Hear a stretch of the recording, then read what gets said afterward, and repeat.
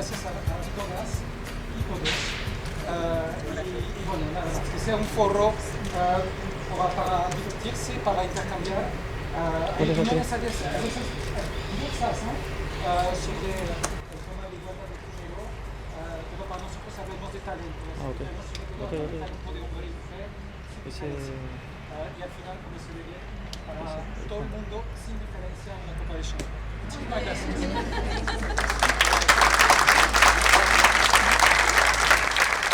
Bueno, para los que no lo conocen, Hervé Levistot es el director de la bodega, es francés, pero adoptado realmente por... Bueno, micrófonos, Laura y Luis. Y lo que queríamos hacer con Hervé es darle la introducción a esta charla y contarles un poco cómo surge el concepto. Para nosotros, desde el grupo y demás, creemos mucho en que básicamente no hay diferencias. La única diferencia que puede llegar a haber está en las capacidades que tiene cada ser humano, independientemente de quién sea. Y por eso cuando pensamos en el día, y dijimos, bueno, ¿cómo celebramos? Que siempre venimos celebrando. Dijimos, bueno, vamos a hacer un evento desde una mirada positiva. Desde no hay diferencias, que las diferencias que puede llegar a haber, que está en la esencia de cada uno nos potencian, y de ahí más empezamos a construir un evento. Y cuando estaba Ángel, que también algunos lo conocen, cuando empezamos a diagramar esto, dijo, bueno, ¿quién puede venir a dar una charla que genere herramientas, tanto para el desarrollo personal como profesional? Y ahí con Ángel empezamos a debatir y dijimos, un hombre y una mujer, porque si no hay diferencia, es un hombre y una mujer, ¿sí? Y pensamos en dos personas, uno también adoptado, Así es. Luis García, que es gerente general del diario Los Andes, y por supuesto en Laura, que permítame llamarla así, que viene trabajando hace mucho tiempo con estos conceptos. Entonces, básicamente el encuentro de hoy, así muy relajado, en los jardines de nuestra casa, es dos charlas que van a tener el foco de brindarnos herramientas para el desarrollo. El concepto que si hay diferencias son positivas y no potencias. ¿Sí? Así que, para empezar antes que yo y podamos disfrutar el cóctel al final, Luis, te invito, todo tuyo. Gracias.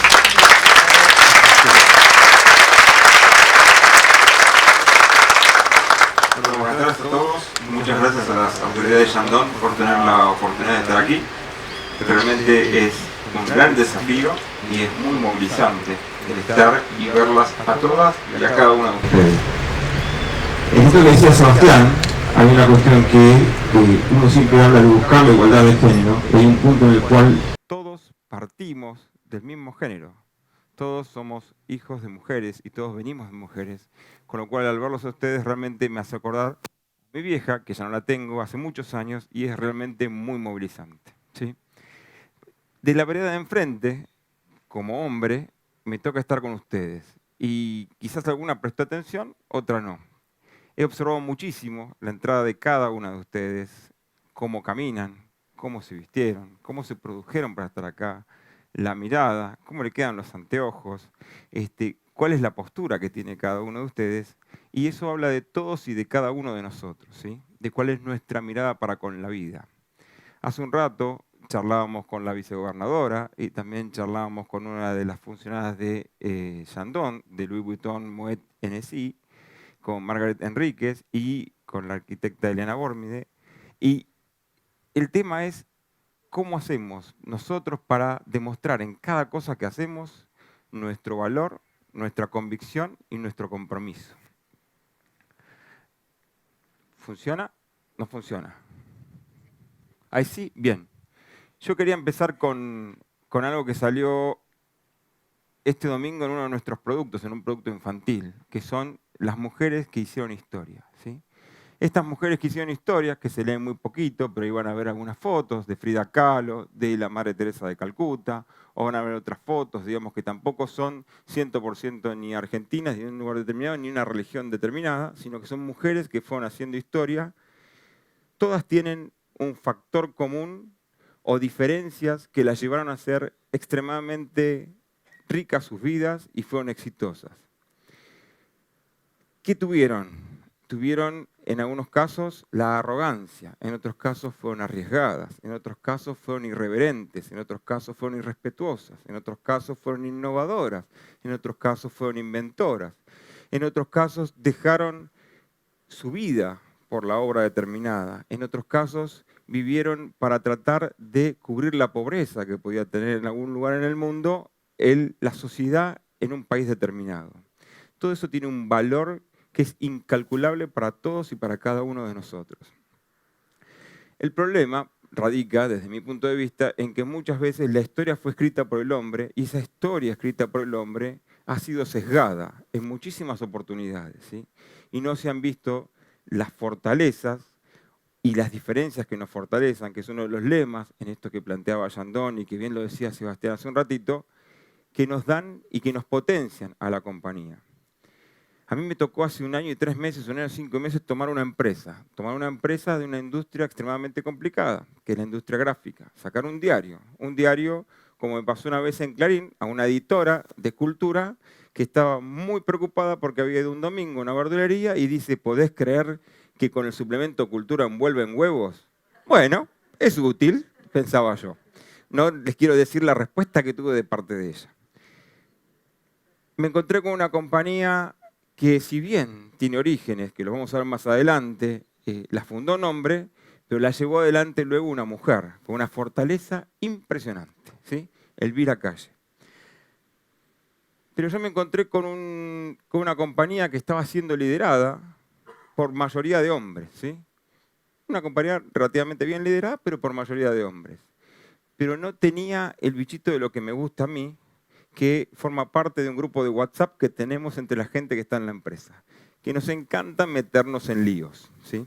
Y muchas veces una de las cosas que nos ayudan a ir adelante es ser multitasking. El hombre no tiene la facilidad de ser multitasking, la mujer sí tiene la facilidad de ser multitasking, y hoy con las 3 invitadas que les dije que tuvimos nosotros en el ciclo de Encuentro de los Andes, lo demostraron 100% por sus carreras, por sus vidas y por llevar adelante la familia y ser mamás y estar en todos lados y al mismo tiempo y haciendo cosas extremadamente exitosas.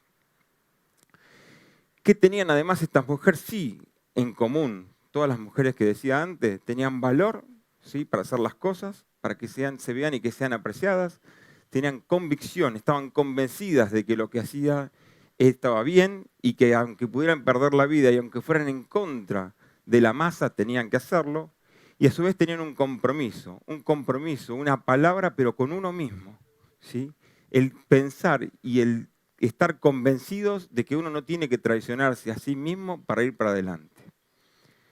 Y uno a veces se traiciona a sí mismo porque está influenciado por todo lo que tiene que ver en el entorno. Y cuesta muchísimo cuando uno se basa en ese entorno, en no verse influenciado y en no salirse y en no salirse de lo que está haciendo y meterse en una zona de confort. ¿De dónde venimos? Les decía antes, todos venimos de mujeres. Estas 2 imágenes tienen un reflejo en donde yo me pongo en este lugar que estoy totalmente expuesto a ustedes, que debe haber 90 y pico % de mujeres, más o menos, aquí. Venimos de una mujer, esto puede ser una mamá con una hija y esto puede ser un padre con una hija. Yo me siento en una total igualdad de género con mi hija y eso me hace una exposición enorme para mí, porque yo no tengo problema en jugar a la escondida, porque no tengo problema en jugar con las Barbies, porque no tengo un problema en dormir con peluches si me voy de viaje con mi hija, ¿sí? Y la verdad que uno de los que más enseñan, como decía la Madre Teresa de Calcuta, son los niños. Entre los niños, entre los chicos, no existe la diferencia de género en un principio. Los bebés, cuando están nene y nena, están juntos. A medida que vamos pasando los años y nos empiezan a poner determinadas semillitas en la cabeza, empezamos a separarnos, empezamos a jugar distintos. Los nenes van por un lado, las nenas van por el otro. Hay deportes para nenes y hay deportes para nenas. No sé si alguna le gusta jugar al fútbol, ¿alguna juega al fútbol? Levante la mano. Ay, perfecto, perfecto. Pero seguramente, si alguno de acá tiene una hija y les dice, quiero jugar al fútbol, no vamos a mirarla extremadamente bien. Vamos a decir, ¿te parece que juegues al fútbol? ¿No te van a quedar las piernas magulladas por el fútbol? Y después tenés que ponerte la mini con el fútbol. Yo tenía una compañera de trabajo que jugaba al fútbol, tiene 30 y algo de años. tengo un problemita con esto. Ahí está, me fui el miércoles, perdón. Ahora sí. Y para seguir con esto y para dar algo pie a lo que quiero decir, hablamos de mujeres exitosas, hablamos de las mujeres que se ven. Yo les quiero hablar un minuto de las mujeres que no se ven, porque en realidad son las que me dieron origen a mí. ¿Sí? Creo que no sé si tengo un puntero acá. Sí, tengo un puntero. Acá está la imagen de mis abuelos paternos, mis abuelas paterna y materna, de mi vieja, y una foto chiquitita ahí que también está hecha en Luján, casualmente, por eso puse la foto. Ese chiquitito de celeste pintado, porque se veía ser blanco y negro la foto, ese soy yo. ¿Por qué les digo esto? Porque en realidad las obras, uno a veces cree que las obras se construyen de grande, pero se construyen de a poquito, de chiquito. ¿Sí? Mi abuela paterna nació en 1890 y en 1905 vino en un barco con su hermana, las separaron y se fueron a trabajar como personal de servicio. ¿Sí?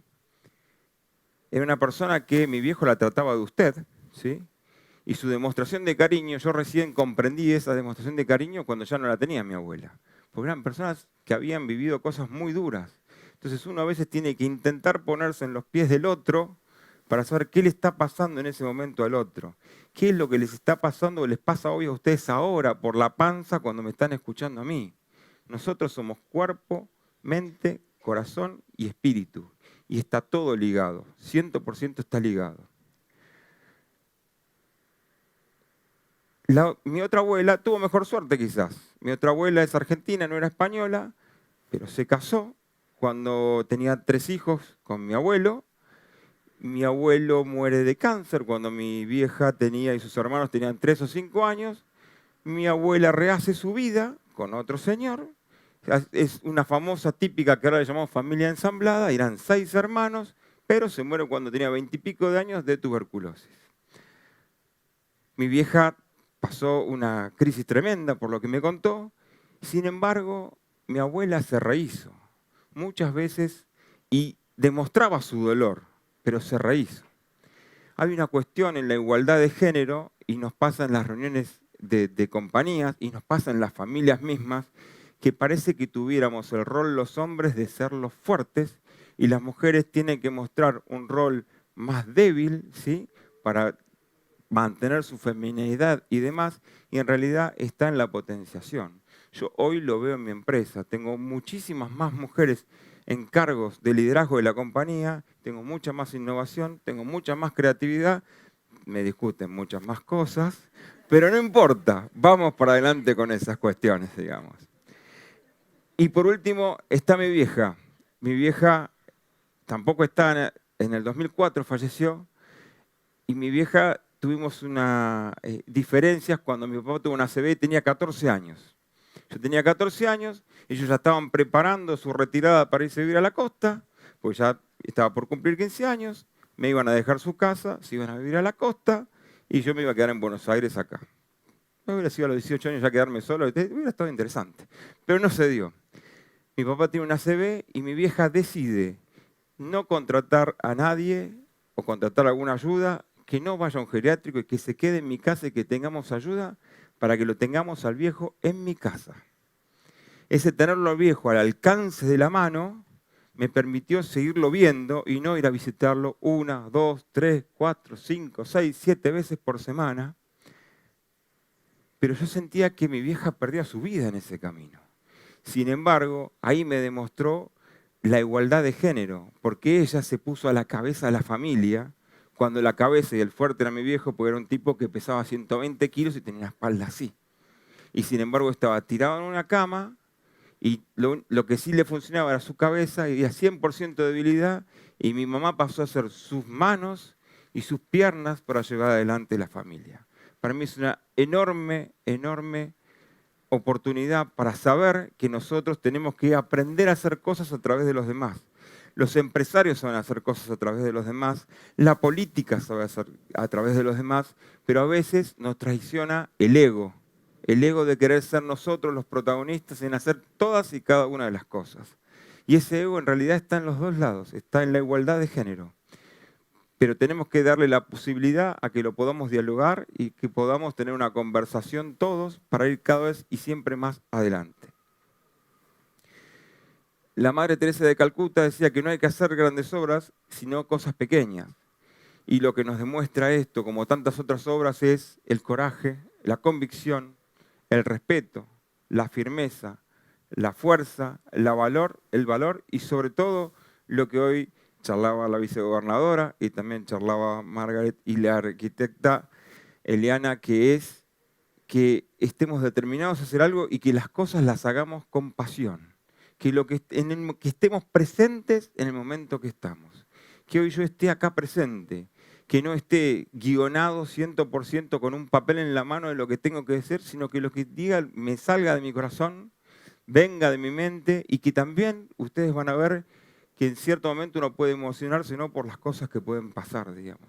Las personas estamos formados de eso. No hay esa diferenciación que teníamos antes de un cierto patriarcado en donde el hombre ponía las reglas y daba las formas y la mujer en realidad tenía que acatarlas, hoy ya cambió 100% y vamos camino a seguirla cambiando. Y en realidad nos va a seguir potenciando. Y los países y el mundo crecerá más si se puede hacer de esa manera. Pero para eso todos tenemos que hacerlo. Y tenemos que escuchar mucho menos a la cabecita que piensa tanto y al ego grande que tenemos adentro, que el ego generalmente se basa en el pasado para juzgar las cosas con la mirada del pasado, el momento presente que tenemos, ¿sí? Y eso a veces no nos permite experimentar nuevas cosas. Esta no se va a leer, pero sí la quise poner, digamos, y tuvimos con Sebastián, porque la letra estaba muy chiquitita, ¿por qué ponía la Madre Teresa de Calcuta? Pueden leerla ahí, cada una de las frases. En realidad, lo que más me llama la atención y lo que más me gustó es que tenemos que vivir el hoy. Solo tenemos el hoy. El ayer ya pasó, no lo vamos a poder corregir todo lo que hayamos hecho, y el mañana puede ser un deseo, una esperanza, podemos trabajar, pero solo tenemos el hoy.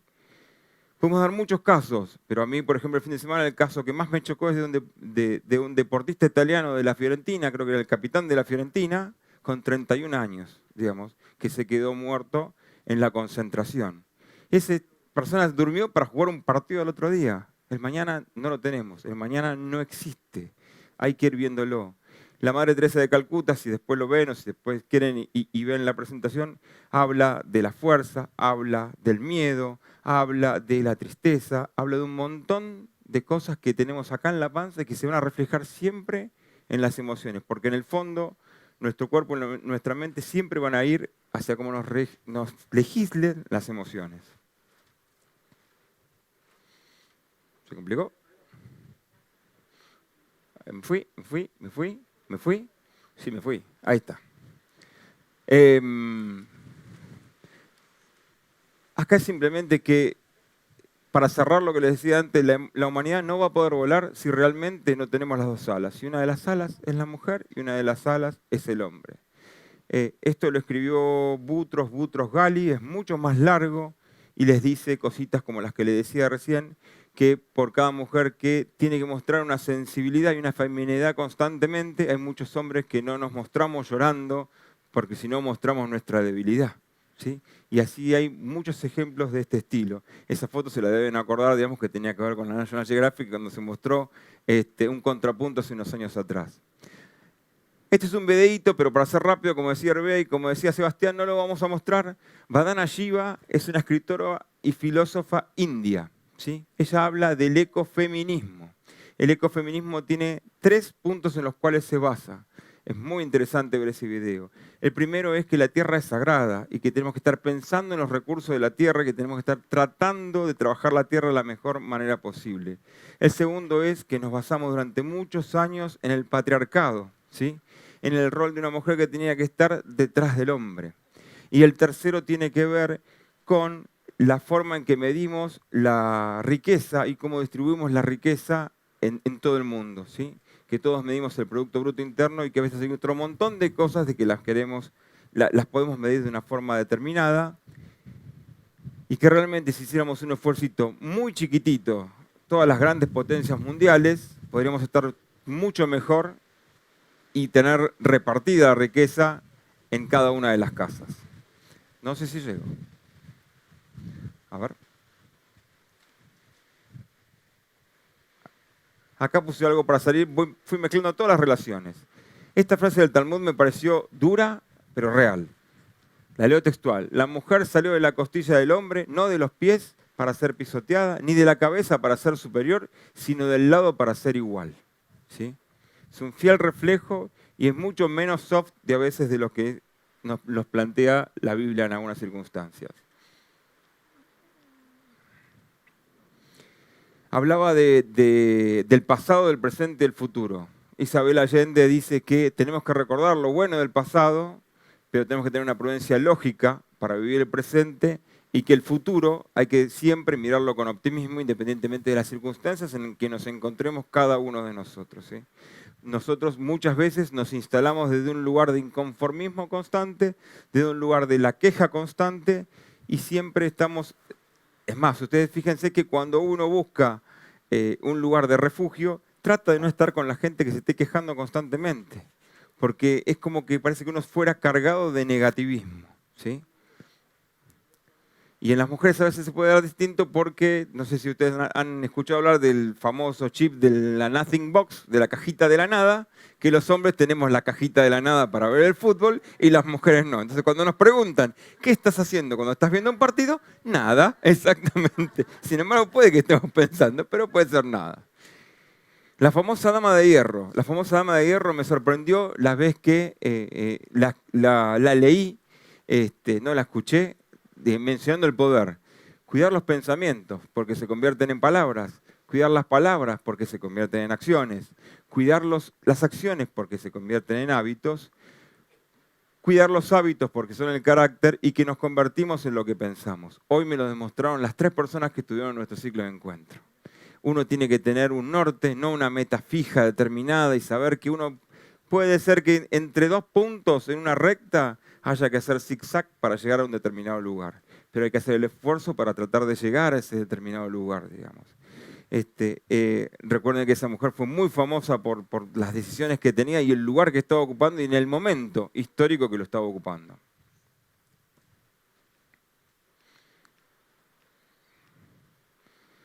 Epa. Estoy mal con esto. Hoy hablamos de la igualdad de la mujer. Y en esa igualdad de la mujer les voy a decir lo que siento, más que lo que pienso. La mujer corre, corre, corre y hace muchas cosas, y la mayoría las hace mejor que yo, mejor que los hombres. Me tocó trabajar en un equipo de selección que tenía 18 personas, 17 personas eran mujeres, 17 psicólogas, un varón. Imagínense lo que era hablar delante, yo sentía totalmente analizado. Creo que cada vez se ocupan más roles de dirección, más roles importantes, pero sepamos, igual que los hombres, y me pasa a mí porque muchas veces me lo has dicho, y acá está mi gerente de recursos humanos, que es mujer, uno a veces le pone mucho el cuerpo a las cosas. Y ustedes también veo que le ponemos mucho el cuerpo a las cosas. Pero tenemos una vida que va más allá del trabajo. No solamente la vida es la carrera profesional, sino que está en cómo poder trascender desde todos los ámbitos. Y no significa todos los ámbitos el deportivo, el tener una familia, el tener hijos o el trabajo. El ámbito en el que cada uno decida trascender desde su lugar, de donde quiere estar. Este hecho presente de la esposa del presidente Roosevelt, lo agregué acá, que dice que nadie puede ser herido sin su consentimiento. Yo soy un convencido de eso. Nosotros, en algunas circunstancias, tenemos que agachar la cabeza, en lo laboral, en el colegio a veces nos pasa con las maestras, con los maestros, con las universidades, pero en el fondo estamos dando el consentimiento para ser heridos. Es difícil tratar de entender ese concepto. Para mí es bastante gráfico y tiene que ver con esto que yo les decía hace un rato, que es todo el tiempo estamos siendo influenciados por el que tenemos al lado.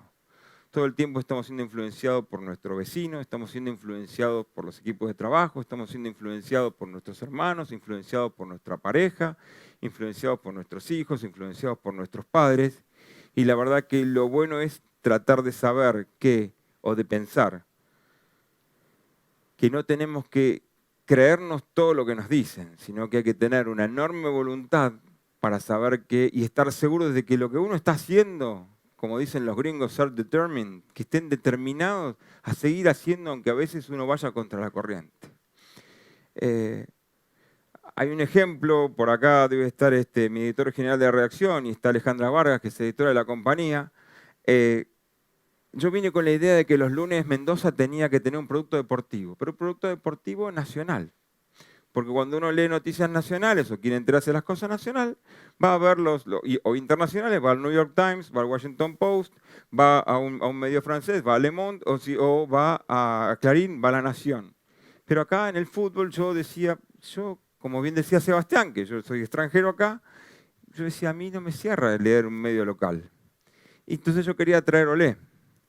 Y una persona que trabajaba con nosotros me escribió un mail de 3 páginas, ni siquiera me habló. Tenía 3 páginas en el mail de todos los no para hacer ese producto.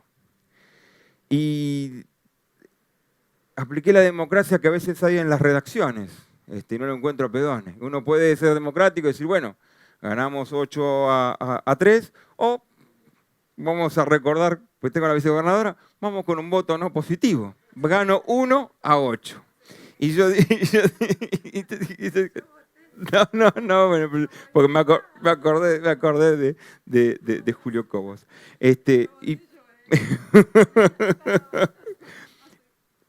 Pusimos el producto Olé, fue un producto de los lunes, fue el único día en toda la semana que Los Andes, como medio gráfico, creció en esa semana, ¿sí? Y son los prejuicios que podemos llegar a tener en un determinado momento. El tratar de sacarnos todo eso que tenemos en la cabecita y dejar los prejuicios de lado. A veces las influencias que tenemos desde todos los lugares son influencias que no nos pueden servir. Tenemos que dejarlas de lado y tenemos que intentar saber cómo hacer para que no nos afecte emocionalmente, porque nos afecta todo emocionalmente. Nos guste o no nos guste, todo nos va a afectar emocionalmente.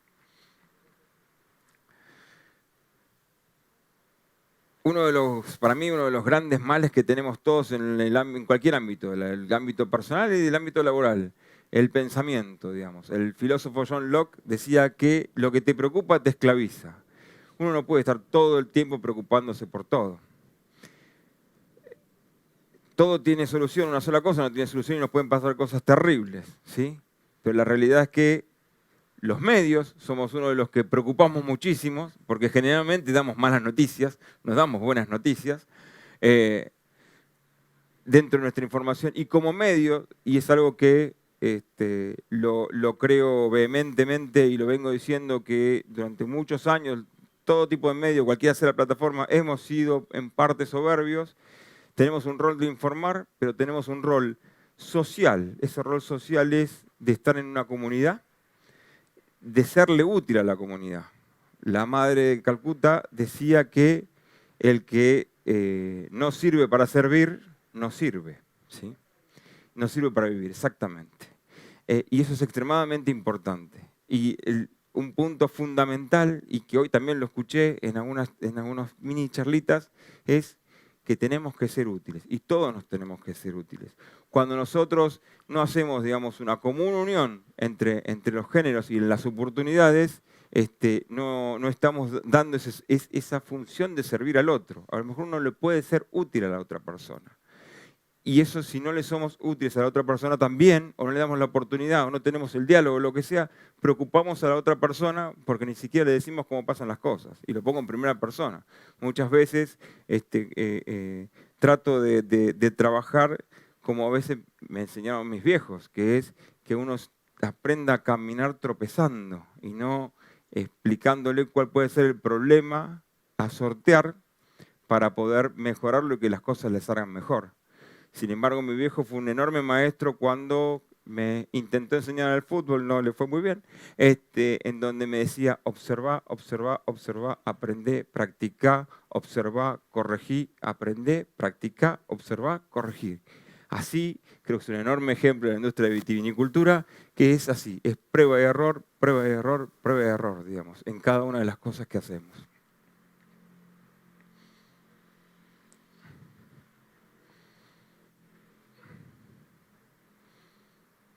Me acerco.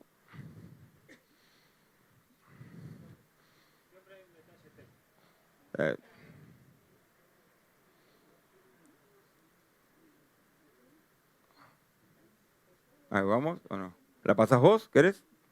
Dale. Total, no hay video, no hay animación, así que está todo perfecto. ¿No avanza?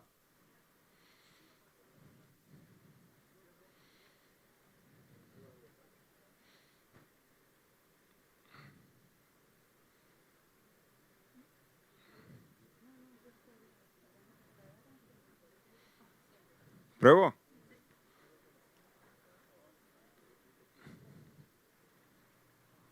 ¿No? ¿Con la mano? Ahí va, ahí va, ahí vamos, ahí vamos, va. Ahí estamos. Ya vamos cerrando. Me quiero quedar con este concepto de crisis de Einstein, ¿sí? Son buenas las crisis de las edades, las crisis que tenemos nosotros como personas, las crisis que tengamos con nuestros afectos. Las crisis nos dan una oportunidad para crecer. El tema es que aprendamos esa oportunidad para crecer y que ejerzamos la acción para que cambiemos la crisis. Si no tuviéramos la crisis, estaríamos en una zona de confort. Si tenemos la crisis, tenemos la oportunidad de buscar un camino para mejorarnos, o por lo menos para intentar un camino que o somos exitosos, o por lo menos hicimos nuestro mayor esfuerzo y aprendimos, o nos fue mal y también aprendimos. Lo que pasa es que cuando hacemos algo y nos va mal, no sé cómo les habrá pasado a ustedes, cuando aprendieron a caminar, yo pateaba el piso. A mí me contaban que yo pateaba el piso cuando yo aprendía a caminar y me caía, ¿sí? Entonces, el punto es que en cada crisis tratemos de encontrar una oportunidad, un tema trillado, pero un tema que para mí sigue estando vigente y que hay que buscar la forma de intentar superar cada una de las crisis. De cara a los grandes desafíos y de cara a la igualdad de género, trabajo para la Compañía de los Andes. La Compañía de los Andes la fundó Calle y la llevó adelante en la crisis Elvira Calle, ¿sí?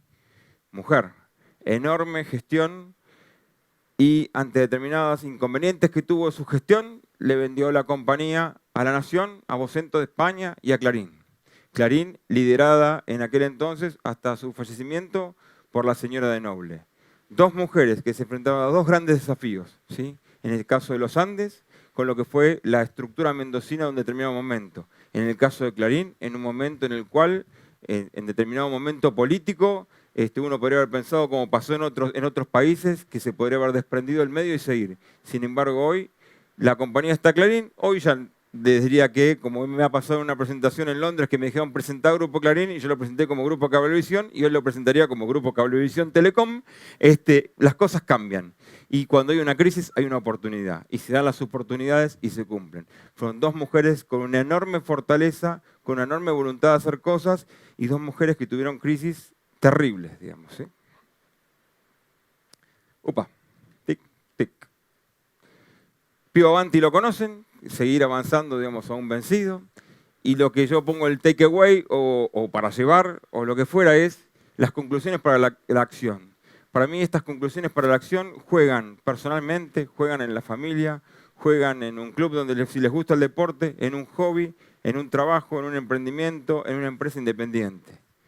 En la comunicación juegan también porque forman parte de nuestra empresa. ¿Cuáles son los 7 pecados capitales para la comunicación o para el desarrollo de un equipo o para el desarrollo de una organización? El vivir del chisme, ¿sí? El vivir de la mezquindad, el vivir de estar pendiente de qué está haciendo el otro, cuando en realidad tenemos que estar concentrándonos en lo nuestro y concentrándonos en crecer. En el estar constantemente juzgando. ¿Por qué tenemos que estar mirando lo que le está pasando al otro si tenemos un montón de cosas para trabajar en nosotros mismos? ¿Sí? El estar juzgando cada una de las acciones. Y cuando juzgamos, juzgamos con el pasado, juzgamos con nuestro ego. En la negatividad, en donde yo les decía, a mí a veces me cuesta mantener una reunión o estar en un encuentro con alguien que me es constantemente negativo. No sé si les ha pasado, con una reunión están en un lado y dicen, salí recargado, salí mal, salí pesado de una reunión determinada. Y hay gente que transmite esa negatividad. En el quejarnos de todo, quejarnos constantemente. Nos podemos quejar de la lluvia ahora, nos podemos quejar del clima, nos podemos quejar de cómo nos va. Me puedo quejar de que me quedé pelado, o que me estoy en ese que estoy por quedarme pelado. Pero es vivir constantemente quejándonos de las situaciones. Vivir de excusas hoy no empiezo el gimnasio, hoy no empiezo la dieta, hoy dejo la facultad porque está muy difícil, hoy la verdad que el día no da para trabajar, hoy la verdad que no me banco a mi marido, no me banco a mi mujer, no quiero estar con los chicos, y no, es que lo he encontrado en Mendoza. Me he convertido en un bicho de departamento en la capital federal. Yo cuando llego acá me saco los zapatos, aunque esté con traje, y pongo los pies en el pasto. Y es como que tuviera una conexión con otro mundo distinto. Es como que me relajara. Me da una situación de que me relajo antes de pensar, de quejarme o de seguir haciendo otras cuestiones. Exagerar 100%, que a veces exageramos las situaciones, siempre se puede estar peor, dicho trillado también, y nosotros pensamos que lo peor que nos está pasando es lo nuestro, y hay otro montón de gente que está mucho peor, ¿sí? Lo de Vandana Shiva tenía ahí porque ella comentaba, digamos, los grados extremos de pobreza que hay en Bangladesh, por ejemplo. Y por último, el dogmatismo. El dogmatismo entendido como que nos basemos en hechos y no en constantes opiniones. Los medios tenemos mucho que ver con esto. Nos basamos en las opiniones, nos basamos en las tendencias, nos basamos en las encuestas. Basémonos en hechos. ¿Cuáles son esos hechos? Algo que con Raúl lo venimos trabajando. Bueno, no vamos a hablar más de cómo está la inflación, vamos a hablar de qué compramos con 100 pesos en el supermercado, qué compramos con 200 pesos. Un hecho, digamos, no una opinión, no una sensación, digamos, de cómo estén las cosas. Y por último, lo que yo creo que son los 4 pilares para poder desarrollarnos y para intentar estar mejor cada día, para ponerle un punto, digamos, de positivo a toda esta cosa, es hagamos las cosas y hagámoslas honestamente. Hagámoslos con el convencimiento, como lo decía la vicegobernadora, como lo decía Margaret, decir, lo que estoy haciendo está bien y voy a ir para adelante con eso, ¿sí? Aún a costa de que me puedan decir si está bien o está mal. Con autenticidad, no es necesario que seamos otra persona. Seamos la persona que somos, con los defectos y con las virtudes. Si no, después le pueden preguntar a Marisa, todos los defectos que tengo, que deben ser 99, debo tener una virtud. Pero ser auténticos, no cambiar, no camaleonizarse ante las situaciones, digamos, ¿sí? Intentar ser uno mismo. Ser íntegros, que lo que estemos diciendo sea lo que estemos haciendo con las palabras. Si yo lo que les estoy diciendo es que creo en la igualdad de género, creo en la innovación, creo en la participación femenina, y sin embargo tengo una compañía en la cual estoy 100% rodeado de hombres y busco 100%, digamos, ese trabajo estaría yendo totalmente por un camino distinto de lo que estoy planteando. Y acá puse bien común o progreso porque si ponía cómo se traduce de la famosa, una charla de la cual está tomado esto, la palabra es amor, ¿sí? Pero si digo amor, se puede malinterpretar o lo que fuera, pero es pensar que le vaya bien al otro, ver el bien común, ver el progreso de la sociedad. Estar pensando que a lo mejor lo que está haciendo el otro me da un bien a mí, aunque a él le vaya mejor que a mí en este momento, ¿sí? Hay muchas situaciones que a veces pasan en esa sintonía. Hace casi 20 años estuve a punto de irme de trabajar de donde trabajaba, de Grupo Clarín, en una empresa de Grupo Clarín. Sin embargo, tuve una persona que me dijo, quédate, y yo tenía una enorme oportunidad de ir a trabajar a otro tipo de industria, una industria de consumo masivo. Y la verdad que se lo reconozco a la persona, ya no trabaja más para el grupo. Esa persona dijo, yo estoy dispuesto a pagarte 6 meses de sueldo, aunque no hagas nada, porque creo que le vas a aportar a la compañía. Algo pude haber hecho, porque seguí trabajando después, ya llevo 18 años más trabajado. Y pensar que al otro le vaya bien. Si al otro le va bien, es como un equipo de fútbol. Hay equipos de fútbol que les gustan. Sé que acá tengo gente de mi equipo que saben que yo siempre busco cuestiones que la planteo con el deporte. Muchas veces decimos, se pelearon tal y cual jugador y por eso no le pasa la pelota uno al otro, por decir. Y la verdad es que el equipo va a ganar si se le pasa la pelota y el otro convierte un gol, digamos. Y en una compañía le va a ir bien si le va bien al gerente de marketing, le va bien al área comercial, y le va bien a la gente de redacción, y le va bien al gerente general. Y seguramente en una industria como la vitivinícola, que no la conozco, tendrá toda una cadena. Y en la política debe pasar exactamente lo mismo, y en nuestras familias también. Pero tenemos adentro ese grado de competencia. Espero que estas palabras que yo les pude hacer para ustedes les sirvan para algo. Nosotros tenemos un pequeño espacio que se llama ADN Mujer. Ahí les dejo mi mail si quieren que nos contactemos. Y realmente ahora vamos a pasar al plato principal, que se los va a plantear Sebastián en unos minutos. Muchísimas gracias por su tiempo.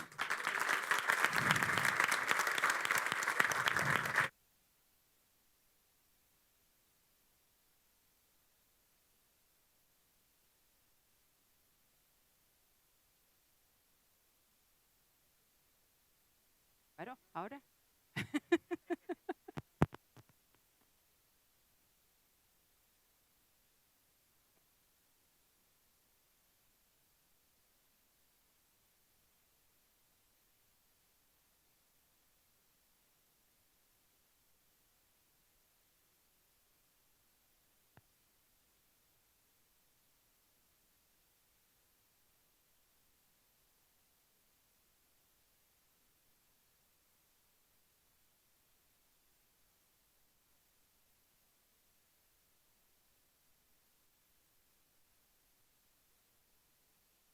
Realmente es un gusto que hoy nos acompañes y que hayas aceptado el desafío del primer momento que te lo propusimos para que hoy estés acá y nos acompañes en este día tan especial. Así que muchas gracias.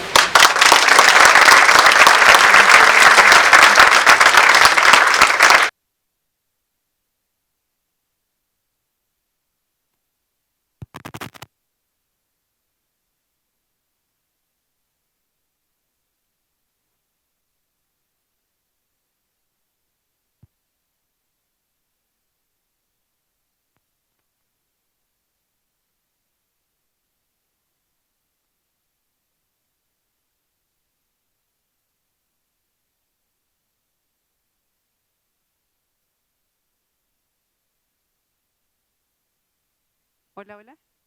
Hola. Qué bien. Superamos el problema técnico.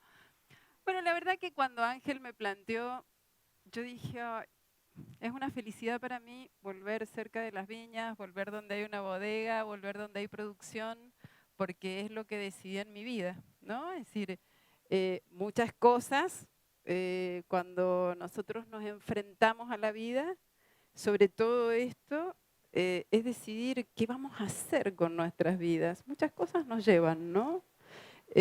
Pero otra es decir, ¿qué vamos a hacer con nuestras vidas? Y yo a los 13 años decidí que iba a ir al Liceo Agrícola y Enológico porque me gustaba estar acá en el verde, cerca del contacto con la naturaleza. Después decidí que iba a ser ingeniera agrónoma y disfruté muchísimo mi profesión como ingeniera agrónoma. Así es que es verdad, lo conocí a Ángel allá cuando yo trabajaba en Bodega Bianchi, como muchas de ustedes, casi todas son gente que trabaja acá, ¿cierto? Algunas, otras no.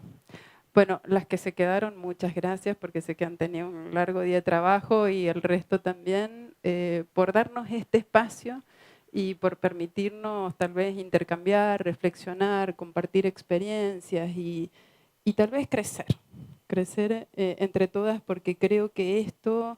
ya lo veo al flaco Simeonato que fue compañero mío de la secundaria y que trabaja acá. Y que lo quiero muchísimo, además, a él y a Marilyn, su mujer, que también fue compañera mía de la facultad. Digo, bueno, esto se los cuento porque nos humaniza también, nos pone en el lugar de todas, ¿no? Ustedes saben que, bueno, que yo también un poco lo voy a hacer un poquito más corto que Luis, pero me parece bien cómo empezó él con las introducciones personales, porque saber de dónde venimos a veces nos acerca a realidades, porque nos hace comparables y decir, bueno, entender un poquito más la realidad de cada uno. Yo tuve unos padres maravillosos, mi papá fue médico, mi mamá fue actriz, mi papá la parte racional, mi papá la parte pasión. Tengo 8 hermanos, no todos de la misma madre. Tengo 4 hermanas de una misma madre. Así que me crié en un ambiente absolutamente femenino. O sea, conviví con mis hermanas en un ambiente femenino. Y sin embargo, fíjense, mis padres eran de Buenos Aires y siempre me impulsaron, siempre nos impulsaron a tener una mirada del desafío personal, de cuáles iban a ser nuestras metas. Primero, darnos la oportunidad, ¿no? A pesar de ser muy sacrificados en su estudio, en su trabajo, en el día a día. No era una familia sino austera que tenía que pelear la diaria. Fui a escuelas públicas, pero eso nos permitió valorar día a día de saber que mis padres no nos iban a dejar ninguna herencia, sino 2 manos fuertes y una cabeza formada para enfrentar la vida, ¿no? Y esto fue lo que siempre nos inculcaron. Mi papá desde la razón, mi mamá desde la pasión, porque esa era la combinación armoniosa y maravillosa que yo tuve en mi formación. Y yo estoy tan agradecida de ellos, que fue cuando me hicieron la primera pregunta, lo dije, porque ellos también son productos del esfuerzo como de los abuelos de Luis, de gente inmigrante, de madres solas, de una bisabuela que se tuvo que poner una cocina para poder alimentar a sus hijos porque también falleció su marido. Y son esfuerzos de vida y esfuerzos de lucha personal donde todos encontramos espacios comunes, pero nos hacen ser lo que somos hoy. Yo estudié con dedicación, con esfuerzo, como muchas de ustedes que están aquí y posiblemente estén haciendo trabajos profesionales o no, o simplemente dedicándose a las tareas de la casa, lo que hayan optado como decisión de vida. Espero que todas y todos hayan podido optar porque es lo mejor. Pero fundamentalmente también me preguntaban y me decían, ¿cómo llegaste hasta acá? ¿No? Es decir, ¿cómo llegaste a ser la vicegobernadora de la provincia? Lo mío fue muy casual. En algún momento yo tenía 3 hijas, era jefa de hogar ya en ese momento, sostenía mi hogar. Mis hijas eran chicas, la más chica tenía 8 y la otra, la más grande, tenía 15. Y a alguien se le ocurrió que yo podía ser ministra de Economía por mi trayectoria en lo privado. Porque decían, bueno, es como, ¿ustedes se acuerdan de Beatriz Nófal? Bueno, decían, es como la Beatriz Nófal, pero chacarera. Esa es la definición que dio Gabriel Fidel, que era el ministro de Economía que me antecedía a mí. Bueno, se le ocurrió presentarme así, es verdad, al ingeniero Cobos, y Cobos quería paridad en el gabinete, quería igual cantidad de hombres que de mujeres, quería gente independiente y necesitaba a alguien del sur, porque decía que el sur era un distrito flojo y que necesitaba a alguien que más o menos, aunque no fuera de la parte pública, tuviera alguna imagen positiva o pudiera hacer una buena elección en el sur o complementar las acciones futuras en el sur. Y bueno, yo parece que le llené ese conjunto vacío y nos sentamos como 2 buenos ingenieros que no nos conocíamos y 15 minutos duró, 15 no más esa decisión. Y entonces nos sentamos en un café enfrente de su estudio y me dice, ¿vos qué querés hacer? Y yo me formé para trabajar en desarrollo, pero en desarrollo integral. Y yo no quiero el crecimiento de la economía. Yo fundamentalmente quiero mirar las variables sociales. Teníamos 53% de pobreza y 17% de desempleo. La había palpado, vivido, desde todos los ángulos posibles en el ámbito rural. Y sinceramente estaba muy consternada con eso y me había formado con un gran maestro que era el ingeniero Tacchini, que me dio muchas libertades en mi formación profesional. Y en esas áreas, más allá de la producción específica, de ir a la finca, de llevar los viñedos, de planificar los cultivos, de llevar cosechadores y todas las tareas que hace un ingeniero, o una ingeniera en este caso. Y la verdad es que para mí era casi un salto al vacío. Era un salto al vacío porque yo tenía 3 hijas muy chicas. ¿Y qué decisión tomé? Yo dije, bueno, ¿quién lo puede hacer si no lo hago yo? Como para más o menos tener una referencia, o sea, ¿cuál es el otro candidato? Bueno, entonces yo dije, bueno, si lo puede hacer él, lo puedo hacer yo, porque sabía quién era, sus orígenes, su formación. Y yo digo, no me sentía tan distante, no sentía que podía haber una brecha en la solución. Y después, la otra cuestión que pensé, por eso yo digo que mis hijas son tan importantes para mí en mi vida. La otra cuestión que pensé es, quiero darles a mis hijas un porvenir, oportunidades. No estábamos pasando una buena situación anímica y toda mi familia estaba acá. Mis hermanas, mis padres, que ya no están. Y entonces yo digo, las tengo que llegar a un lugar que las rodeen de afecto, podamos tener más contención, porque estaba muy sola en San Rafael. Y yo dije, me voy al ministerio. Y la verdad que no tenía ni la más mínima idea de lo que se trataba, la gestión pública, porque nunca había estado en gestión pública. O sea, no sabía ni lo que era un expediente, sinceramente. Entonces dije, bueno, cuando me senté con Codos me dijo, ¿qué querés? Que no me pongan a nadie primero. Yo decido el personal, yo decido la gente, porque con ese criterio que yo venía de administrar empresas o demás, quien asume la responsabilidad tiene que tener la autoridad para poder elegir su equipo. Entonces, bueno, yo no quería, yo asumía una gran responsabilidad, pero además ponía en juego mi vida personal, la de mis hijas, trasladándome a Mendoza, y me parecía que por lo menos si iba a asumir ese desafío, yo estaba dispuesta a volverme a mi casa. O sea, yo si no imponía condiciones de entrada, la cosa posiblemente me hubiera llevado puesta. O sea, no hubiera podido tener el dominio que se necesitaba para asumir un cargo que era un cargo difícil, el del Ministerio de Economía, en un contexto difícil. Y bueno, fue, digamos, decirme sí. Bueno, el organigrama está bastante libre, porque siempre en política no se crean que es tan fácil lograr eso. Y después le dije, y quiero el mejor abogado de la Casa de Gobierno, porque no sé nada de derecho administrativo, por lo tanto seguramente me voy a atropellar absolutamente todo y no quiero ir presa. Digo, porque no sé qué es, o sea, hay límites para la administración pública que no son los mismos con los que uno trabaja en el sector privado.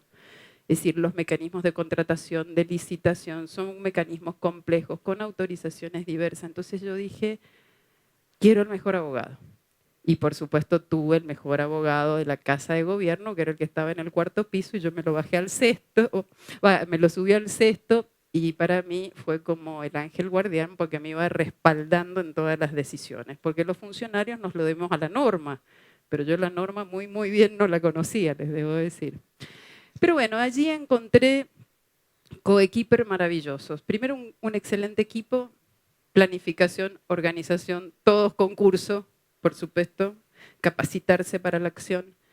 Pero mis coequiper fueron, bueno, gente como Ángel, toda la gente que estaba parada en la realidad de los problemas, toda la gente del sector productivo. Y el principal desafío fue decirle al gabinete en algún momento, miren, yo voy a hacer foros de producción. No, porque nos van a llenar de demandas, no vamos a poder atajar, no tenemos un peso, tenemos 53% de pobreza, venimos de crecimiento. Y yo les digo, miren, esto no se puede trabajar si no es con la mirada complementaria público-privada para poder salir adelante. Y así empezamos a trabajar, trabajamos con el sector privado, armamos los planes estratégicos. Resumen, 17% de pobreza, llegamos a 3%, y de desempleo y 53% de pobreza, 19%, y creo que esos fueron por lo menos, digamos, un respiro para mí, si bien todavía no terminamos toda la tarea en cuanto a la vulnerabilidad, a la marginación. Eso me fue catapultando después políticamente, o sea que mi vida política tiene un origen bastante sui generis. Por lo tanto, siempre he sido un bicho muy raro dentro de la política y bastante incomprensible para el sistema. O sea que además de ser mujer, que no es fácil, en el sistema político en sí, o sea, dentro de los marcos de los partidos y las dirigencias, creo que mi trayectoria, mi experiencia o tal vez mi mirada distinta, a veces me hace un bicho raro en cualquier contexto. Y yo ahora quiero hablar, ya que me presenté así, para que sepan cómo llegué y por qué estoy aquí y por qué tal vez llegué a la vicegobernación, porque es, en definitiva, el resumen de esto es animarse a veces a tomar los desafíos, a confiar, y a confiar en que uno cuando asume una responsabilidad no tiene todas las respuestas en la mano, sino que hay gente que también coopera, hace con uno, y que armar esos sistemas colaborativos de trabajo e interdisciplinarios con todas las miradas es lo que nos fortalece. Y lo otro, la prensa, que me marcó muchísimos errores y gracias a Dios esos errores tenían que encontrar una solución, o gracias a nuestro esfuerzo, digamos. Siempre tal vez por un alto nivel de exigencia y de sentido de responsabilidad que me inculcaron también desde muy chica, o lo agarré yo solita, no sé. Pero digo que siempre me parecía mucho más rico cuando me hacían una crítica que cuando me tiraran algún mimo, porque yo decía, bueno, el mimo no me sirve para mucho porque está todo bien. Bueno, pero lo que está bien, ¿Qué hay que solucionar? O tal vez mi cabeza de ingeniera, problema-solución, me estimulan más los problemas que ya la solución ya es una cuestión lograda, ¿no? Entonces, bueno, esa mirada crítica de saber mirar los problemas me parece que también fue interesante. Y ahora yo quiero, me plantearon, bueno, ¿cuáles son los desafíos hacia futuro? ¿Qué desafíos tenemos como mujeres en este nuevo milenio? ¿Y cómo nos encontramos frente a esos desafíos? ¿Y los entendemos? ¿Y entendemos por qué a veces, a pesar de la aspiración de igualdad, vivimos en algunas cuestiones que no nos permiten captar las oportunidades? Entonces, yo ahí digo, hay que ubicarse en el mundo que estamos. Estamos en un mundo maravilloso, es un mundo súper desafiante. Estamos en este milenio nuevo que estamos estrenando. Bueno, y veo caritas jóvenes y digo, bueno, yo no lo voy a terminar, ustedes van a llegar más cerca de terminarlo. Y pienso todo lo que se ha trabajado a lo largo del mundo para llegar a este contexto donde estamos.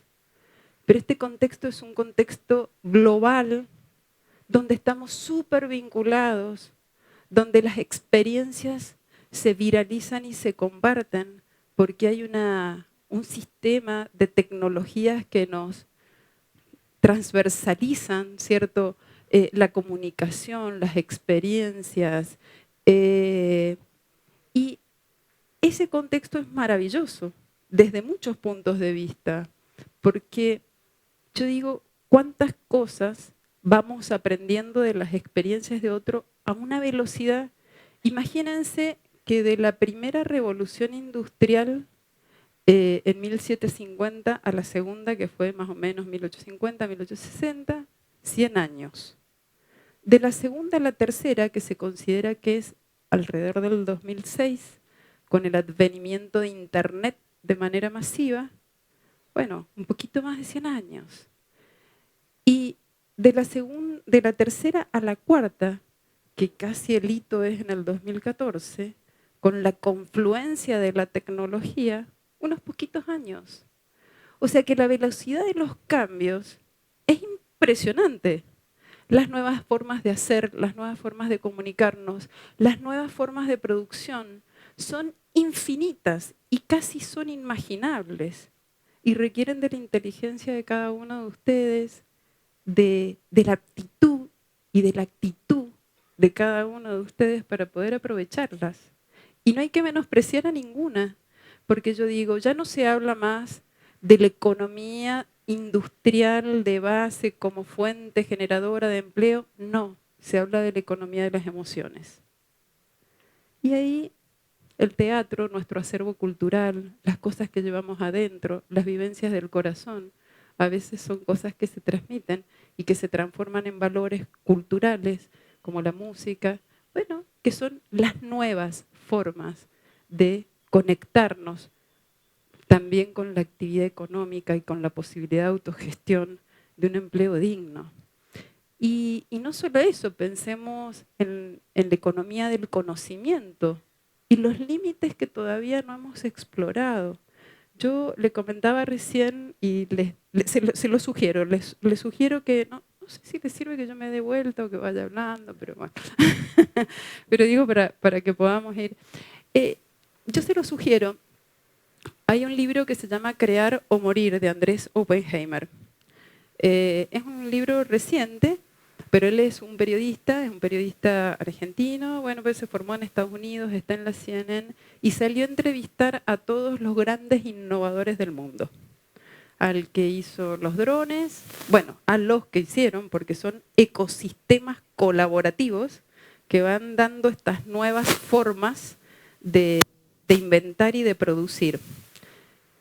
Pero al que hizo las impresoras 3D, que van a revolucionar el mundo. Tal vez dentro de poco, en su casa, ustedes tengan una impresora 3D, tengan los materiales, alguien les mande y puedan hacer el jarrito para o la olla, no sé, lo que necesitemos para cocinar o para lo que sea, ¿no? Es decir, este es el mundo que viene. Tal vez una silla podemos hacer, si somos, habrá que poner la creatividad individual para poder desempeñar este tipo de habilidades. Pero digo, ese es el mundo en el que estamos. O el cocinero que inventó la cocina, o sea, en realidad la cocina peruana es ancestral, pero digo que puso en valor la cocina peruana con un valor social de inclusión social efectiva y real, a partir de sociabilizar las recetas. Porque él dijo, ¿de qué me sirve que yo maneje las recetas? Él era, bueno, no le voy a contar mucho la historia porque se va a hacer muy largo, pero él empezó a compartir abiertamente y le decían, ¿por qué vas a sociabilizar las recetas?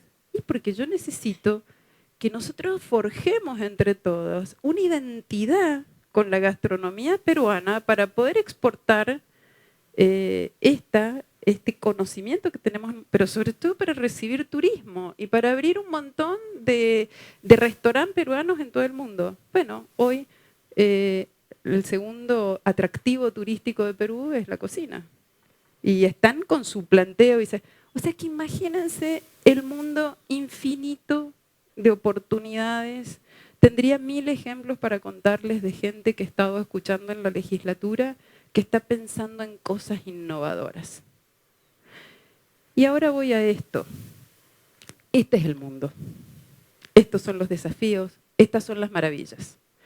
Pero así también, como tenemos estas inmensas oportunidades, tenemos problemas. Zygmunt Bauman decía que las regiones, las ciudades, son como los basureros donde caen todos los problemas y los residuos, ¿cierto?, del mundo globalizado. Porque hay una crisis financiera y el desempleo golpea la puerta de las casas de nuestros vecinos, de nuestra propia, porque, y tal vez no hay capacidad dentro del Estado mismo para resolverlo, porque no tienen las herramientas para resolverlo. Entonces se empieza a generar como un descontento también de la sociedad con sus dirigentes. Y esto requiere, ya, ¿quieren que corte? Yo me sé. Ustedes díganme tranquilos, sí. No pierdo el hilo, no, creo que puedo seguirlo. ¿Está? Si no, que me lo cambie el del Luis, andaba re bien. ¿Querés que lo cambie? ¿O lo ponemos más bajo? ¿Quieren que probemos así de nuevo? Bueno, sí, ahí está andando bien. No. Bueno, dame ese.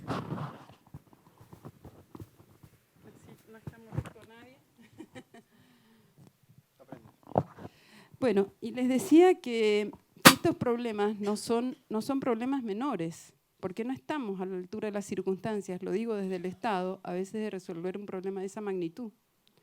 Y entonces después nos llevaba a decir que los problemas tienen que resolverse con la mirada de todos y de todas. O sea que cada uno es un actor dinámico de esta sociedad que está viendo parte del problema. Entonces que la única manera de poder resolverlo es juntando la palabra globalización con lo local, la glocalización.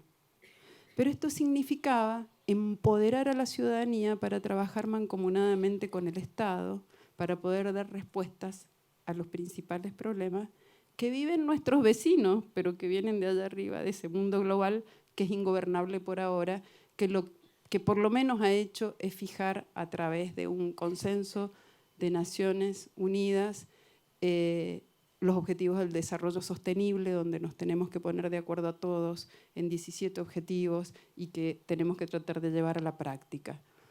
Pero digo, frente a esto, ¿cómo estamos las mujeres para asumir esos retos?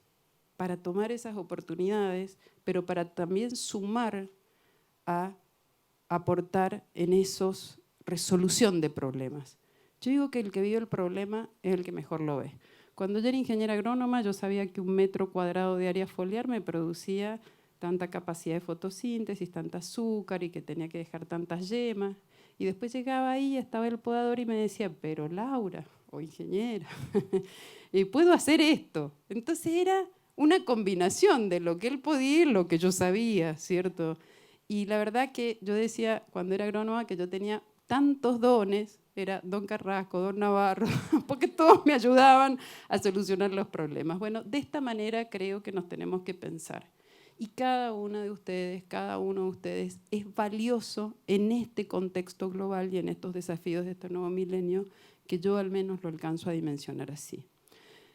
Ahora, bueno, este es el contexto, pero ¿cómo estamos las mujeres?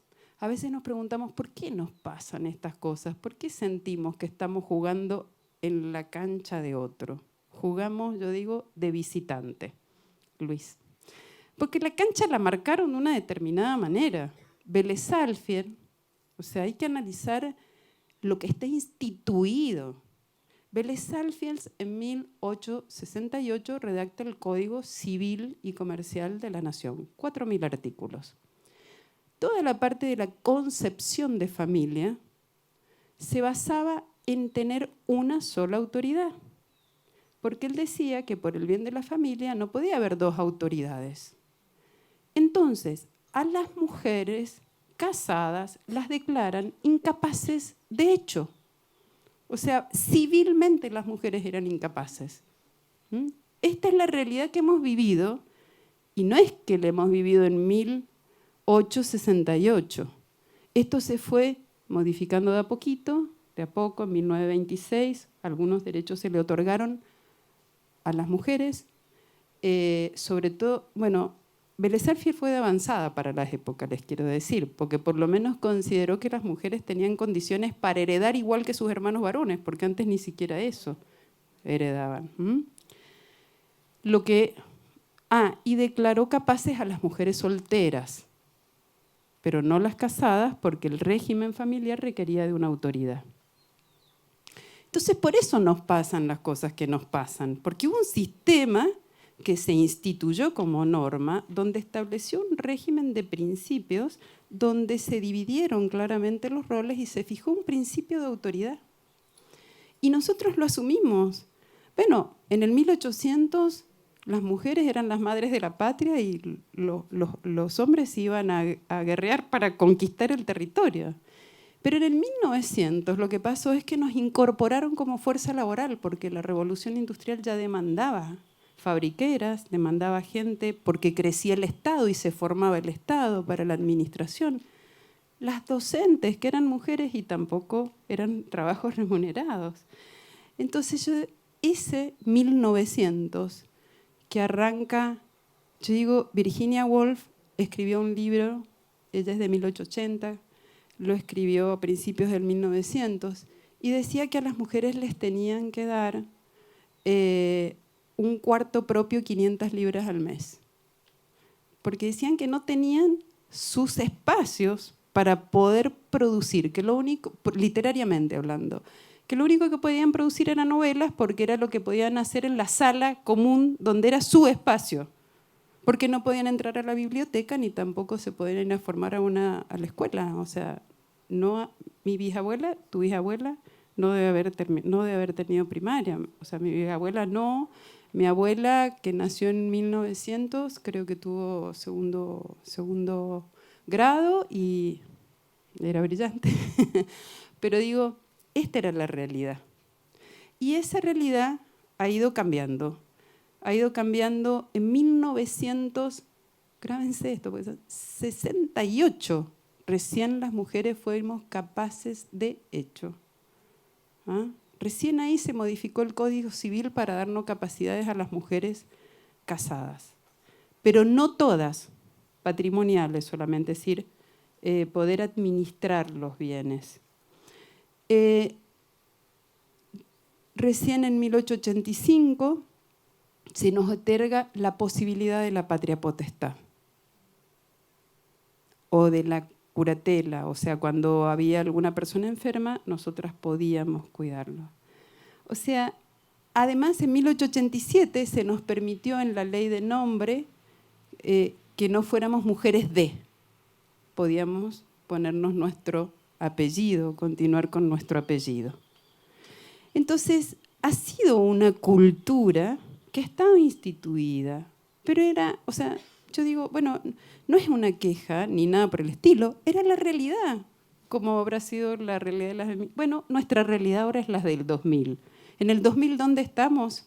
Bueno, estamos equiparadas totalmente en derechos civiles a partir de la nueva sanción del Código Civil y Comercial en el 2015. Ya es verdad, no hay diferencias. Pero ¿qué pasa? Hay una brecha en la implementación. Nosotros ya tenemos equiparados legalmente todos los derechos civiles, lo que no tenemos todavía tal vez es esa capacidad de hacerlos efectivos en muchos ámbitos. Y pongo el ámbito que más nos ocupa ahora, que es el ámbito laboral, y creo que es uno de los que se está discutiendo. ¿Y por qué creo que hay que hacer hincapié en esto? Porque hay cifras muy dolorosas en ese ámbito para las mujeres. Hoy se habla de la feminización de la pobreza, yo lo comenté, los hogares monoparentales de madres solas, en esta sociedad que ha adoptado distintas formas y modalidades de familia, y hay muchas jefas de hogar, bueno, son los más pobres. Y la pobreza en mujeres crece, y el impacto es sobre sus hijos también. Entonces me parece que de esto nos tenemos que ocupar. Las mujeres solo acceden al 50% de la población económicamente activa de mujeres, solo acceden a puestos laborales el 50%, mientras lo hacen el 80% de los hombres. Y la brecha salarial es muy fuerte, del 27%, no hay igual remuneración por igual trabajo. Muchos factores, la maternidad entre ellos, que nos aleja por un periodo, a veces la pérdida de oportunidad, bueno, muchos factores culturales también, o sea, no quiero objetivar en esto, pero esos son los números, esa es la realidad. ¿Y saben qué nos ha dicho ahora los últimos informes del Foro Económico Mundial y de la OCDE? O sea, la Organización de Estados para la Cooperación para el Desarrollo. Nos ha dicho que si nosotros bajamos la brecha salarial un 2,6%, el Producto Bruto crece 1%.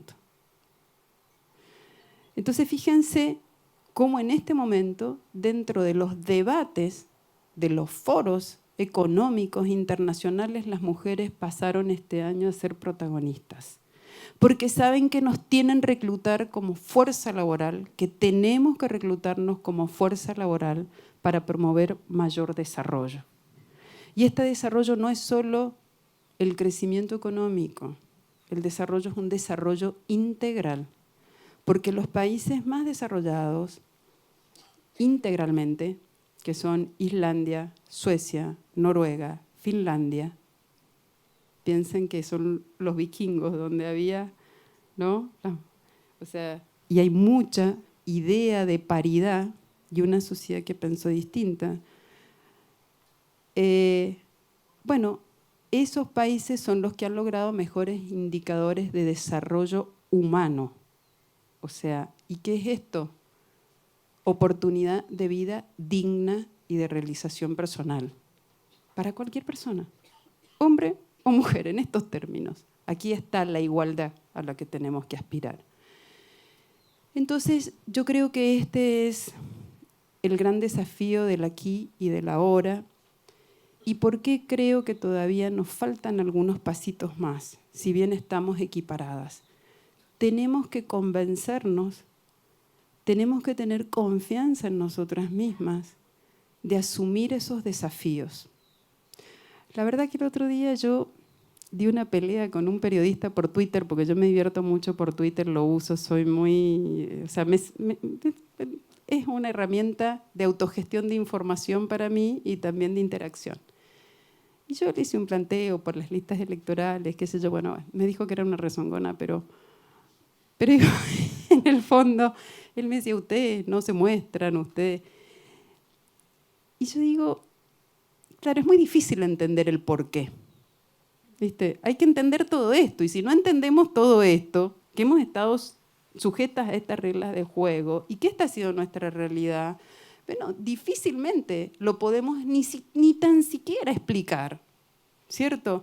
Pero tampoco lo tenemos que vivir con resentimiento, ¿cierto? Ni con esa cuestión de reactiva, porque no sirve. O sea, nosotros nos tenemos que llamar a construir en un mundo mucho más colaborativo, con esta visión más creativa, más imaginativa. Fíjense que los cambios van rápido. ¿Y para qué perder tiempo en sumarnos en cosas que restan? Más bien, aportemos en cosas que suman. Y entonces ahí yo dije, bueno, hay otra realidad, aparte de la necesidad de la incorporación de la mujer. No solo es la aspiración en el puesto de trabajo. Yo les quiero dejar esta idea para que la piensen. Hay que generar ecosistemas colaborativos de autogestión de empleo para mujeres. Y no solo dependen del Estado. Y yo les digo que a veces, siendo la vicegobernadora de la provincia, encuentro tantas limitaciones para poder dar todos los recursos que uno piensa que deberían haber en determinadas políticas, que digo, no, hay que buscarlo por otro lado. Y yo digo, si hay responsabilidad social empresaria, si hay además inversores, ángeles, en este nuevo ecosistema emprendedor que recluta tecnologías, que recluta, bueno, Google es un inversor, ¿cierto? ¿Por qué no pensar en estas cosas? Y que se nos ocurra una idea como Einstein, ¿cierto? Y decir, es posible, vamos a llevarla a cabo. Solas no podemos, para eso armemos redes.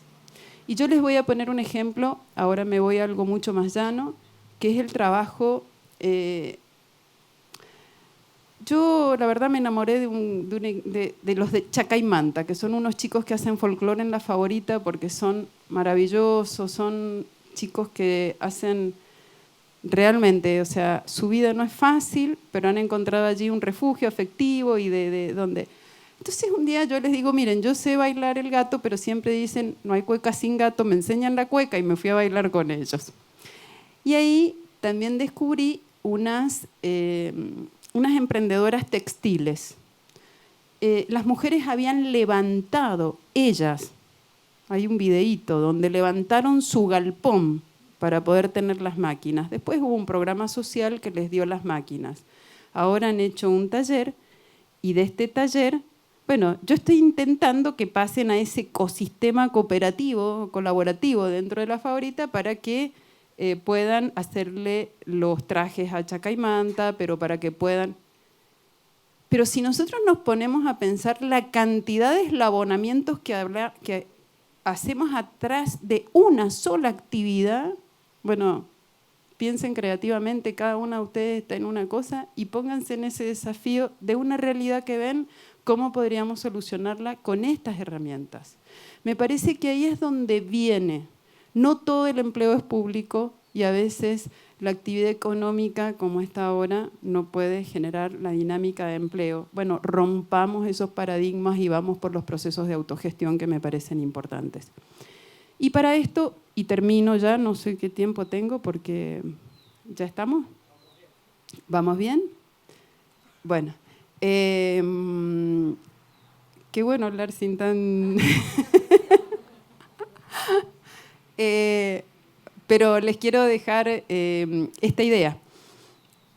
Se habla mucho de los, y además por la responsabilidad que me toca, se habla mucho de la paridad en los ámbitos de representación. Otra cosa que hay que estudiar. Yo voy a ser la primera mujer colgada en un cuadro al óleo ahí en la legislatura provincial. ¿Cuántos años de historia lleva Mendoza constitucional? Y bueno, muchísimo, ¿cierto? Nuestra sanción de la primera constitución fue en el 54, la constitución vigente es de 1916 y yo soy la primera que va a estar ahí. No lo digo como una cuestión, lo digo como una cuestión reflexiva, que, o sea, no pudimos llegar, pero porque el formato era este, porque el formato de los derechos civiles y también de los políticos, las mujeres pudimos votar por primera vez en el 51 con una ley que nos habilitó a votar, que habilitó el voto femenino recién en el 47. Entonces empezamos mucho más tarde la vida política, muchísimo más tarde en la vida política. Y ustedes saben que desde el 47, o sea, desde el 51 se votó por primera vez, hasta la ley de cupo, que fue en el 91, pero que entró en vigencia en el 93, éramos solo el 5% de las bancas. Porque era dificilísimo. El sistema político estaba pensado para los hombres. O sea, sinceramente era muy difícil armar una lista, pero además sentarte a una mesa y que te consideraran de igual a igual, porque vos eras incapaz de hablar de esos temas. O sea, ya estaba esa cultura, es la realidad, ¿cierto? Y yo digo, bueno, después de la ley de cupos crecimos hasta el 30% y acá estamos. En las legislaturas. Pero, ¿qué pasa en el Poder Ejecutivo? ¿Por qué yo reclamo una mujer en la Corte? O sea, la autoridad máxima del sistema judicial, donde llegan los casos ya como cúlmine del proceso judicial, donde hay que impartir justicia, no hay una mirada femenina, pero con visión de equidad. No es lo mismo lo que vivimos las mujeres que lo que viven los hombres. No es lo mismo. O sea, tenemos realidades distintas. O sea, es igualdad de iguales entre iguales circunstancias, como dice la Constitución, pero en realidad tenemos experiencias distintas. Somos sexos distintos, ¿cierto? Entonces, esto yo creo que hay que mejorarlo. Me alegra hoy haber compartido con Marguerite y también con una excelente arquitecta como Bórmida de Jansson, porque yo digo, qué maravilla que hayan sido también mujeres, que tal vez hayan tenido que enfrentar contextos difíciles, pero que estén liderando equipos. Otro dato que nos da la OCDE este año. Si las mujeres crecieran en un 1% en los lugares jerárquicos de las empresas, la brecha salarial se acortaría el 0,58% y provocaríamos crecimiento económico. No es menor, porque es la mirada de la mujer frente a la resolución de los conflictos que a veces se suscitan en los ámbitos laborales o los problemas que tienen las mujeres para la inserción. O sea, cómo pensemos el cuidado de nuestros hijos. Me decían, bueno, ¿cómo hiciste? Y yo hice 8. Fue la etapa más dura de mi vida. Les puedo asegurar que ser ministra fue más fácil, que ser senadora fue más fácil y hasta ser vicegobernadora fue más fácil que atravesar esta etapa de mi vida donde yo tenía hijos chicos, padres grandes, el cuidado de mi hogar y además quería hacer deporte. Era dificilísimo completar el tablero, les digo sinceramente, era dificilísimo y terminaba extenuada, muy cansadora esa etapa de mi vida. Y además me tenía que ir formando, porque en esa etapa estás paripasu, es que vas aprendiendo o sea, no tenés la rapidez de la experiencia, entonces peor todavía. Ahora ya, bueno, uno ya cuenta con muchos años en el haber, va resolviendo más rápido. Pero digo, esa etapa fue una etapa, complicada y creo que debe ser complicada para todos ustedes. Por eso yo creo que tiene que haber mujeres en los ámbitos de representación. Y yo necesito que nos acompañen también los varones, y yo me alegro de la experiencia que estén haciendo en Diario Los Andes y también que haya habido 2 mujeres tan notables, ¿cierto? Como Elvira Calle y Ernestina en esa empresa, y que hayan dado su perspectiva y su visión y su equilibrio en un directorio de una empresa, tomando decisiones. Porque esta es la cuestión. Tomar decisiones. O sea, esto es lo que a nosotros nos va a permitir vencer esa brecha entre lo que está arreglado, que ya nos iguala, y nuestros derechos o los derechos efectivos. Yo creo que esta es la única manera, sinceramente, de enfrentar los desafíos de este milenio. Me alegro muchísimo, pero infinitamente, que lo hayan hecho, Ángel, y que me hayas invitado, que hayan invitado también a un expositor varón para que yo, cuando hablé así informalmente con Luis, le dije, bueno, me va a encantar, o sea, me va a encantar poder compartir un lugar donde podamos hablar hombres, mujeres, en pie de igualdad, para, bueno, para sociabilizar experiencias y porque poner en valor la visión a veces nos ayuda a entender mejor y aportar de manera positiva. Así que, como dice la canción, codo a codo, porque lo que se viene es muy lindo, pero también tiene muchas amenazas y me parece que vamos a poder hacer mucho. Pero yo les quiero poner esa frase de Alberdi, que no sé si yo la voy a alcanzar a leer, pero si no, la que esté más cerca la lea. A ver, me acerco un poco, porque tengo mucho resplandor. Pero dice, fíjense, cuando Vélez Sarsfield escribe el código en el 68, bueno, lo escribe, él lo termina el primer borrador en el 68. Se lo manda a Alberdi, el que escribió las bases de nuestra Constitución. Y Alberdi le recomienda, le dice, mira, para mí este concepto hay que cambiarlo. Y miren lo que le dice.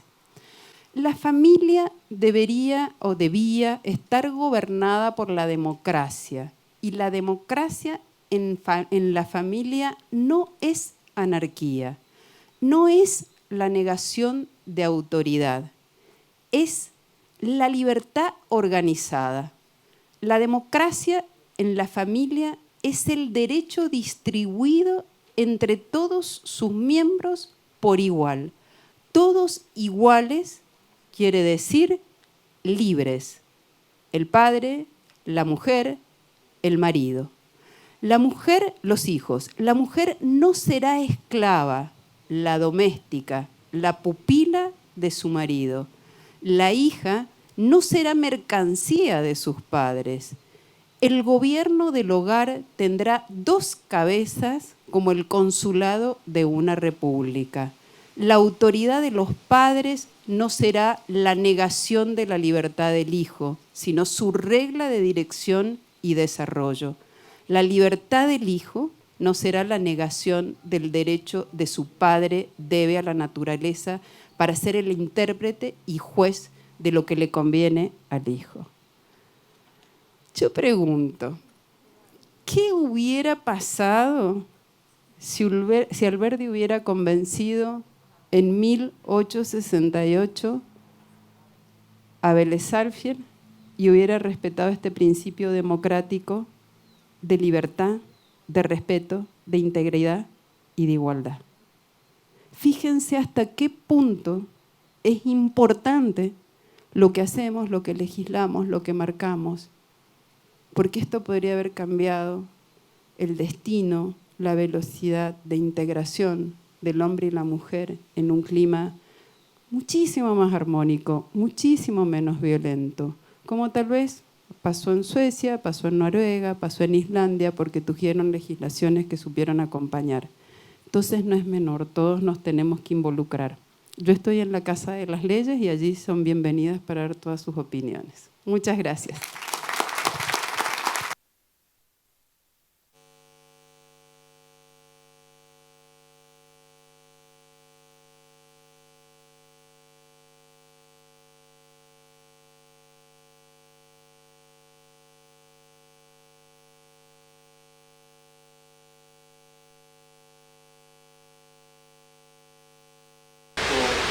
Palabras y por apasionarse tanto con el tema.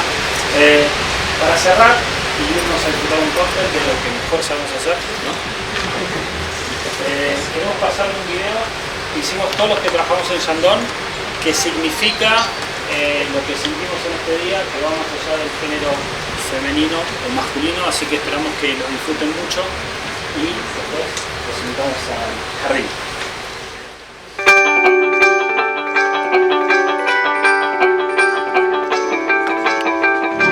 ¿Qué idea diferente me puedes aportar si sos igual a mí? Todos somos diferentes. Lo importante es darnos la oportunidad de hacer cosas juntos. Cada persona es única. La diversidad es cuestionar lo que está establecido y ver lo mismo desde otro punto de vista. Las diferencias no son negativas. es lo que nos enriquece y hace que la vida sea más entretenida. Y fomentamos el crecimiento igualitario creyendo en nuestras diferencias. Valoro y honro este día que nos encuentra aquí y juntos. Y desde atrás del juntarnos, desarrollar y crecer para adelante. Que seas vos mismo con tu identidad para que toda la comunidad pueda beneficiar de tu esencia. Son nuestras diferencias las que nos permiten acercarnos. Fortalezas. Compartir. Identidad. Acuerdo. Logros. Esencia. Soñar. Honrar. Juntos. Potenciar. Vínculo. Único. Positivo. Es esencial. Que seas diferente para que podamos Encontrarnos y comunicarnos.